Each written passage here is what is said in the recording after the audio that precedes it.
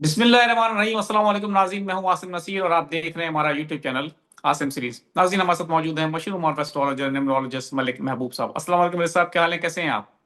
वालेकुम अस्सलाम। अल्लाह का शुक्र है सर। आप बताएं कैसे हैं आप। मैं बिल्कुल ठीक हूं मलिक साहब। मलिक साहब, एक और बड़ा नुकसान हमने देखा ईरान ने उठाया अली लारेजानी की सूरत में। और उसके बाद ये कहा जा रहा है कि अब ईरान जो है वो इनका बदला लेगा। जो एक, मैं समझता हूँ कि बहुत कम चांसेस थे मुज़ाकरात होने के हवाले से, लेकिन जंग को तो कहीं ना कहीं तो रुकना ही है। मुज़ाकरात का कोई सालिस बीच में आएगा, सालिस ही कराएगा। लेकिन इसके बाद अली लारेजानी के बाद कहा जा रहा है कि बहुत मुश्किल हो गया है अब, क्योंकि ईरान जो है वो कह रहा है कि उनकी शहादत का बदला लिया जाएगा। तो आप क्या समझते हैं कि ये जंग जो है, अब आपको लगता है कि ये आने वाले दिनों में मजीद फैलती नजर आ रही है? क्योंकि सऊदीया के शहर रियाज पे भी ईरान ने अटैक किया है, उस पे मिसाइल फायर किए हैं। और कहा ही जा रहा है कि ईरान ने कहा है कि अब हम जो इनके जहां जहां अड्डे हैं उन पर भी हम अटैक करेंगे, और अब जो है मजीद शिद्दत उसमें देखने में आएगी। तो आप क्या समझते हैं इस जंग को कि कितना फैल सकती है, और इसके नुकसानात जो हैं वो ऑयल प्राइसेस की सूरत में, और पाकिस्तान का जो आप एक एलिमेंट है, जो पाकिस्तान का एक वादा है सऊदी अरब के साथ, उसकी सिक्योरिटी, हमारी सिक्योरिटी, उस पर हमला, हमारे पर हमला है, क्या कहेंगे आप? देखिए आसिम साहब, मैंने आपको आज से तकरीबन एक हफ्ता पहले बताया था कि 15-16 के बाद इन चीजों में कमी आनी चाहिए। और अगर खुदा ना खास्ता कमी नहीं आती तो हम वर्ल्ड वॉर 3 के दूसरे फेज में एंटर हो चुके हैं। पहला फेज पिछले साल में था, ये दूसरा फेज शुरू हो चुका है और ये ज्यादा खतरनाक होगा। अब ये जो जंग में शिद्दत बढ़ती जा रही है, इससे यूं महसूस होता है कि आने वाले दिनों में अनफॉर्चुनेटली अनफॉर्चुनेटली मिडिल ईस्ट को लेके बहुत ज्यादा क्योस बनेगा। मैं आपको अभी से बता रहा हूँ, इसलिए बता रहा हूँ क्योंकि पहले मेरी यही कोशिश थी कि इन चीजों को कम से कम बताया जाए। क्योंकि एक यहाँ पे अभी जो जाली खबरें, र्यूमर्स इतनी ज्यादा है कि लोग पैनिक का शिकार हो जाते हैं। और हमारा काम डराना नहीं है, हमें गाइडेंस देने का काम होता है कि जो हमारी समझ है, जो हमारी कैलकुलेशन है, उसके थ्रू जितनी मैक्सिमम गाइडेंस हम दे सकें, वो है एस्ट्रोलॉजर का काम। हम कुछ बदल नहीं सकते, हम कुछ नहीं कर सकते। हम सिर्फ ये कर सकते हैं जो हमने सीखा है, उसके हिसाब से जो कैलकुलेशन बन रही है उसको आपके सामने ट्रांसलेट करके दें। We are translator, that's it. अगर आप पूछें एस्ट्रोलॉजर क्या है, हम ट्रांसलेटर हैं। आगे बढ़ते हैं। आज से लेके, बल्कि इनफैक्ट मैंने आपको 16 या 17 से, मुझे याद नहीं है, कल हम वीलॉग नहीं कर सके। 17 तारीख से जो अगले 4 दिन हैं, ये बड़े इंपॉर्टेंट हैं। और आज हम 18 में हैं। 19, 20, 21 तक जो मामलात हैं बड़े ज्यादा सख्त और खतरनाक नजर आ रहे हैं। अब इनमें, इन चीजों में मजीद एक तरह से जो बोलते हैं दोनों तरफ से एक्सिस ऑफ पावर बहुत ज्यादा नजर आती है। मलिक साहब, आपने जो ये कहा है अगले 4 दिन, जो जो आपने डेट दी है, उसमें कहा है कि मजीद शिद्दत में इजाफा, जो आप कह रहे हैं, तो उसकी कोई खास वजह है? सितारों की चाल के हवाले से कह रहे हैं कि कोई, या किन बेसिस पे आप ये बात कर रहे हैं?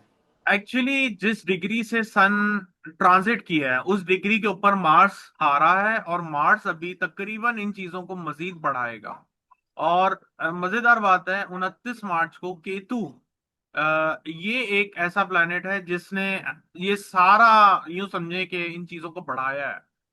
केतु अपने नक्षत्र को चेंज करने जा रहा है, तो 29 मार्च तक, कुल मिला के 29 मार्च तक हम इसमें बहुत ज्यादा मजीद डे बाय डे शिद्दत देखते जाएंगे।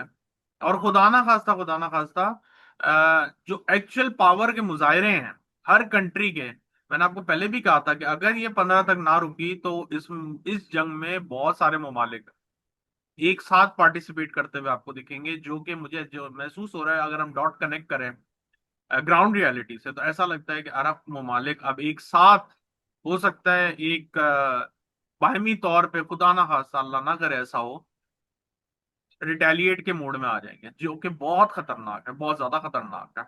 और यही वजह थी कि मैं इन चीजों को कम से कम आपको बता रहा था, क्योंकि इन ये बातें 50 to 60% नजर आ रही थी, लेकिन मुझे बड़ी उम्मीद थी कि 40% भी चांस थे कि 15 तारीख के बाद इन चीजों में कमी आना शुरू हो जानी चाहिए थी।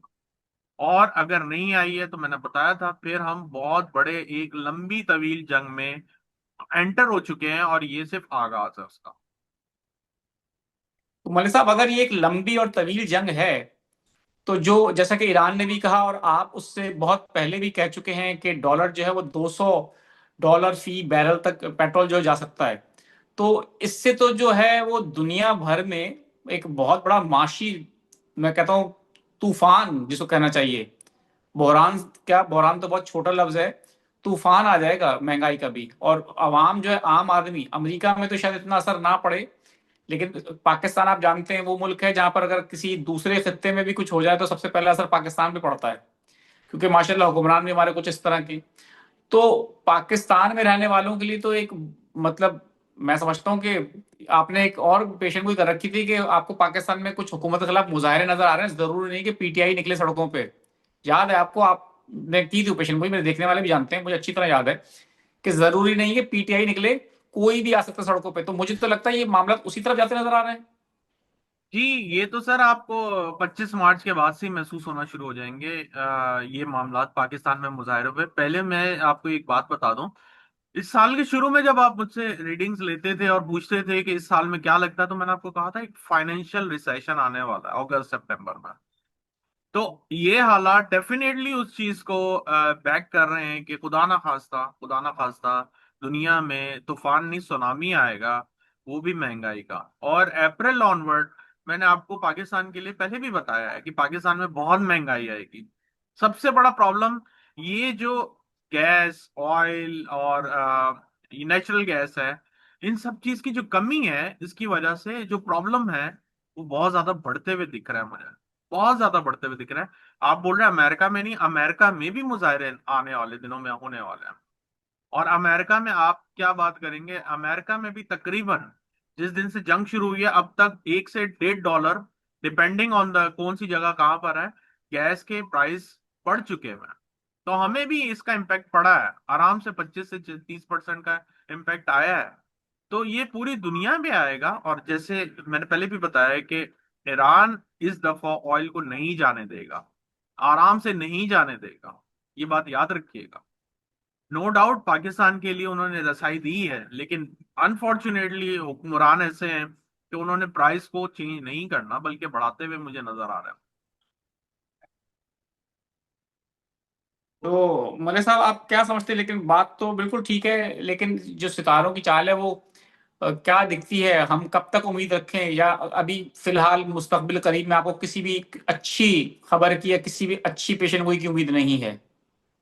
देखिए सर, आप ऐसी बातें कर रहे हैं, वाकई मेरे पास उम्मीद नहीं है, लेकिन उम्मीद नहीं छोड़नी चाहिए। अल्लाह ताला से करिश्मे वही करते हैं, करामात वही करते हैं।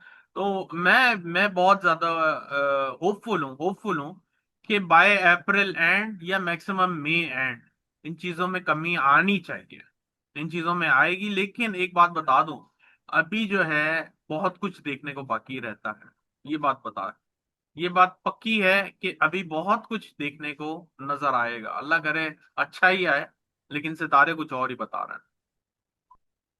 चलें, बिल्कुल ठीक है मौलवी साहब, मैं कुछ लोगों के सवाल लेना चाहता हूँ। माई डेट ऑफ बर्थ इज 18 जुलाई 1997। मोहम्मद फरहान। शादी में मसाइल आ रहे हैं, कब तक शादी हो जाएगी? शादी नहीं हो रही है मतलब, ये पूछ रहे हैं? मसाइल आ रहे हैं जी, बिल्कुल। ये जायचा देखना पड़ेगा, ऐसे नहीं पता चलेगा। डेट ऑफ बर्थ है 24/3/1978। फाइनेंशियल स्टेबिलिटी कब तक आ सकती है? 2026 अच्छा है, लेकिन आपके लिए बेस्ट होगा 2027 के बाद।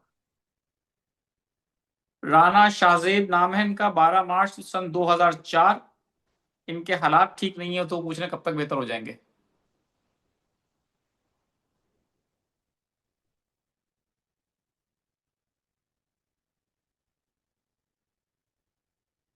अभी टाइम लगेगा, थोड़ा अप एंड डाउन है अगले 2-3 साल।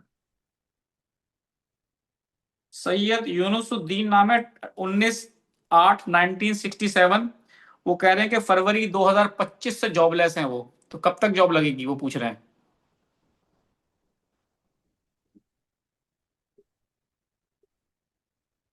पर ये 2027 के बाद ही आपके मामलात बेहतर नजर आ रहे हैं। मैं ये नहीं कहूँगा जॉब नहीं लगेगी, लगेगी तो फिर छूट जाएगी।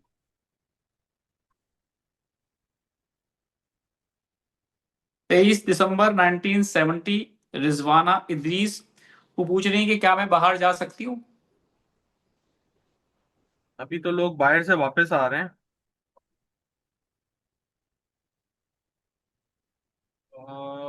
जी आप जा सकती हैं, बिल्कुल जा सकती हैं। लेकिन दिसंबर के बाद। बिल्कुल ठीक है मलिक साहब, बहुत बहुत शुक्रिया हमें वक्त देने के लिए। नाज़रीन, यहाँ हमारे वीलॉग का वक्त खत्म हुआ। मुझे और मलिक महबूब साहब को दें इजाजत। आखिर में हमारा वही पैगाम है, मुस्कुराएं, प्यार बांटें और अपने आसपास के लोगों का ख्याल रखें। अल्लाह हाफिज।